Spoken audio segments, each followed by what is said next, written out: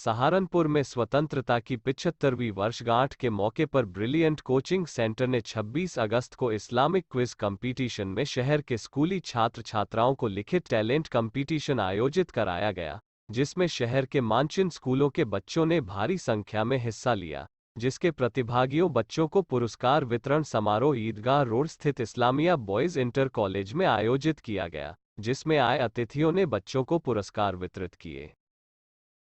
करता हूँ। आज का ये प्रोग्राम ब्रिलियंट कोचिंग सेंटर, जो एक हमारे इंजीनियर साहब हैं, असद अली इंजीनियर साहब, इन्होंने उसको यहाँ पर मैनेज किया है रिचर्ड जी पब्लिक स्कूल में। तो ये इस्लामिक क्विज कंपटीशन यहाँ पर 26 अगस्त को हुआ था। ये आज़ादी का जो अमृत महोत्सव पूरे हिंदुस्तान में मनाया जा रहा है 75वीं वर्षगांठ के मौके पर, तो उसी की एक कड़ी में हमने ये प्रोग्राम रखा और उसका आज पुरस्कार वितरण समारोह है, प्राइज़ डिस्ट्रीब्यूशन है। उसमें हमारा पूरा ताउन, हमारे शाना बशाना जो चलकर आज का ये प्रोग्राम कामयाब किया है, जिन्होंने दानिश सिद्दीकी साहब हैं हमारे साथ शाना बशाना ये चलते हैं और ये प्राइज़ डिस्ट्रीब्यूशन के बहुत बड़े यानी हमारे सहयोगी हमारे साथ मौजूद हैं। तो हमारी यही कोशिश है कि बच्चे इस्लामिक क्या जनरल नॉलेज की भी हम कंपटीशन कराते हैं, उसमें ये नॉलेज बच्चों की बढ़े और उनको इनामात हमने आज नकद भी इनाम है, ट्रॉफ़ी भी है, सर्टिफिकेट भी है। सर्टिफिकेट 580 बच्चों ने हिस्सा लिया, उन 580 के 580 बच्चों को हम सर्टिफिकेट देंगे। सहारनपुर के 62 फुटा रोड स्थित एक कब्रिस्तान पर कुछ लोगों द्वारा किए जा रहे कब्जे के विरोध में एक प्रतिनिधिमंडल ने सोमवार को पुलिस लाइन पहुंचकर एसएसपी के नाम एक ज्ञापन सौंपा। प्रतिनिधिमंडल ने आरोप लगाते हुए बताया कि इस कब्रिस्तान पर पिछले कई साल से गुलफाम अंसारी नामक व्यक्ति अवैध रूप से कब्जा करना चाह रहा है, जिसकी शिकायत कई बार अधिकारियों से कर चुके हैं, लेकिन आज तक कोई कार्यवाही नहीं हुई है, जिसमें उसने एक बार फिर से कब्रिस्तान पर कब्जा करने का प्रयास शुरू कर दिया है।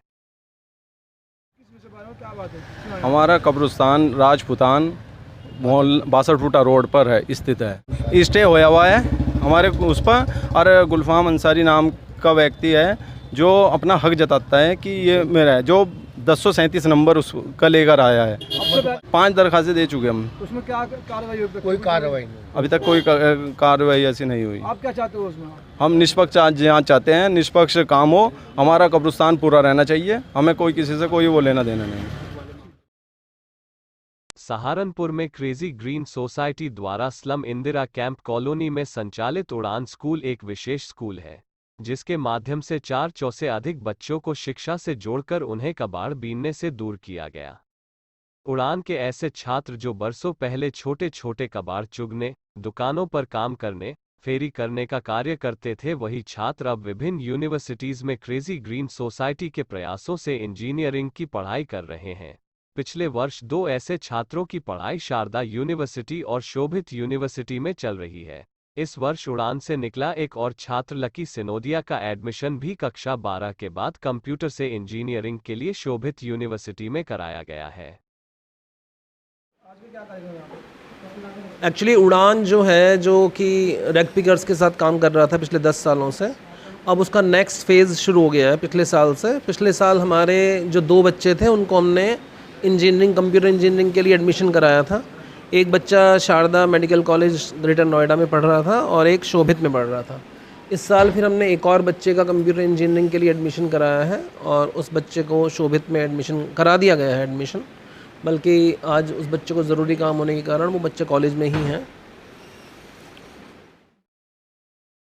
सहारनपुर में चल रहे हैं मेला गोघाल के सांस्कृतिक कार्यक्रमों की श्रृंखला में रविवार की रात एक शाम संविधान निर्माता के नाम कार्यक्रम का आयोजन किया गया, जिसका उद्घाटन मुख्य अतिथि के रूप में पहुंचे नगर विधायक राजीव गुम्बर, भाजपा नगर अध्यक्ष राकेश जैन, पूर्व विधायक जगपाल सिंह, संयोजक नरेंद्र कुमार व अन्य अतिथियों ने संयुक्त रूप से फीता काटकर किया, जिसके बाद कार्यक्रम में आए हुए कलाकारों ने अपनी प्रस्तुति दी।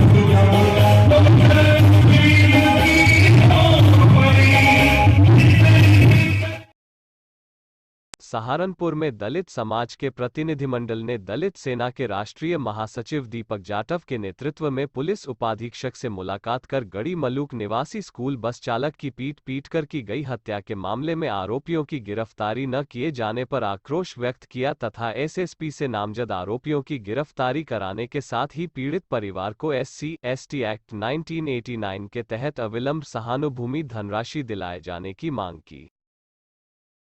तत्काल प्रभाव से अनुसूचित जाति के पीड़ित व्यक्ति को उसको सहानुभूति धनराशि मिल जानी चाहिए। 18-20 दिन हो गए हैं इस परिवार को आगे की कार्रवाई है कि जांच जो थी वो प्रीति यादव जी कर रही थी। अब इन लोगों को ये किसी ने बताया कि साहब वो जांच वहाँ से बदल के किसी अन्य के पास चली गई है। अब हमसे कप्तान साहब से इसी बात को जानने के लिए आए हैं कि भाई इस परिवार को न्याय कब मिलेगा। ये परिवार सड़क पे आ गया है, किसी ने यही नहीं पूछा है परिवार कहाँ रह रहा है, और जो मालिकान है वो फ़ोन तक उन लोगों ने इनका नहीं उठाया है, वो भागे हुए हैं, कहाँ है क्या है पता नहीं है। ये तो हम ये चाहते हैं कि जो पीड़ित परिवार है उसे न्याय मिलना चाहिए। नकुड में भारतीय किसान यूनियन द्वारा स्थानीय बिजली घर पर एक दिवसीय धरना प्रदर्शन कर विद्युत विभाग के खिलाफ जमकर नारेबाजी की। भारतीय किसान यूनियन के युवा नगर अध्यक्ष व सभासद डॉक्टर इदरीश अहमद ने कहा कि रात में छापेमारी के नाम पर विद्युत विभाग के अधिकारी व कर्मचारी चेकिंग के नाम पर गरीब लोगों का शोषण कर रहे हैं। इतना ही नहीं, निर्दोष लोगों के खिलाफ मुकदमा दर्ज कराकर बेवजह परेशान कर रहे हैं, जिसे भारतीय किसान यूनियन कभी बर्दाश्त नहीं करेगी।